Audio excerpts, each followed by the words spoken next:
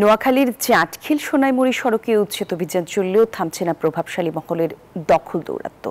স্থানীয়দের অভিযোগ, সরকারি জায়গায় অবৈধ স্থাপনা নির্মাণে বাড়ছে যানজট। প্রশাসনের নাকের ডগায় স্থাপনগুলো চলছে মাদকের আখড়া। অবৈধ দখল এবং স্থাপনা নির্মাণ বন্ধে দ্রুত ব্যবস্থা নেওয়ার আশ্বাসেই সীমাবদ্ধ প্রশাসন ও সড়ক বিভাগ।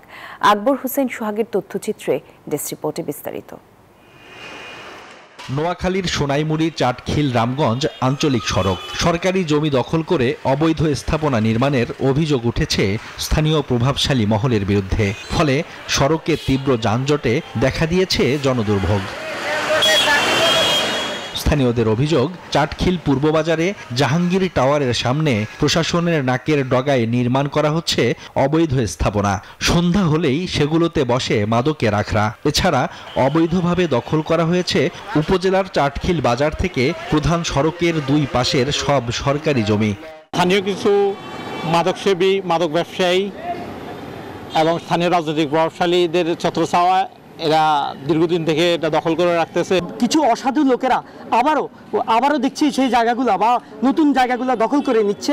আমাদের চাটখিলে সবসময় যানজট লেগে থাকে এবং জনসাধারণের দুর্ভোগ লেগেই থাকে। একদিকে প্রশাসন উচ্ছেদ অভিযান চালালেও দখলও চলছে প্রকাশ্যে। এতে রাস্তা সরু হয়ে বাড়ছে যানজট। ভোগান্তিতে পড়ছেন পথচারীরা। উচ্ছেদগুলা করে আসার পর আবার ওগুলা স্থাপনা তৈরি করে ফেলে। কিছু ব্যবস্থা নিলেও অধিকাংশ এখনো অবৈধ দখলদারিত্বের হাতে রয়ে গেছে। সোনাইমুড়ি চাটখিল রামগঞ্জ সড়ক 4 লেনে উন্নীতকরণের প্রকল্প পাশ হয়েছে। দ্রুত বাস্তবায়নের কাজ চলছে বলে জানিয়েছে সড়ক ও জনপথ বিভাগ। সড়কে যে ইতিপূর্বে রোডসের অধিগ্রহণকৃত যে জায়গা ছিল, সেই জায়গার মধ্যে যে অবৈধ স্থাপনা স্থাপিত হয়েছিল বা ছিল, সেইগুলো আমরা শীঘ্রই উচ্ছেদ অভিযানের কার্যক্রম পরিচালনা করব।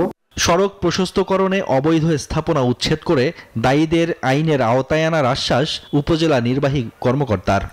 এক্সিএন সড়ক জনপথকে পাঠিয়েছি এবং আমার লোক পাঠিয়ে এটা বন্ধ রাখার নির্দেশ দিয়েছি। হয়তো না মানলে আমরা পরবর্তী আইনের ব্যবস্থা গ্রহণ করব। সরকারি জায়গা দখলমুক্ত করতে কঠোর নজরদারি বাড়ানোর দাবি স্থানীয়দের।